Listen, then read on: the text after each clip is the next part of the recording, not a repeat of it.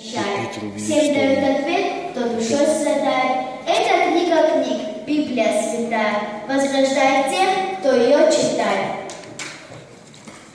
Девочка в стране далекой, где чужой язык я, в пленнице одинокой находилась там без прав. Часто грустными глазами в направлении одном все смотрела со слезами, где ее отцовский дом. За высокими горами, где струился Иордан, там она лишилась мамы, сейчас набега семья. И теперь она рабыня, жить должна в чужой стране, быть служанкой книги, не мана семье. Но Господь был с ней болен, в этом был великий план, чтобы отдался Божий воле, полководец с ней ман. Все случилось тут не сразу, есть на все известный срок.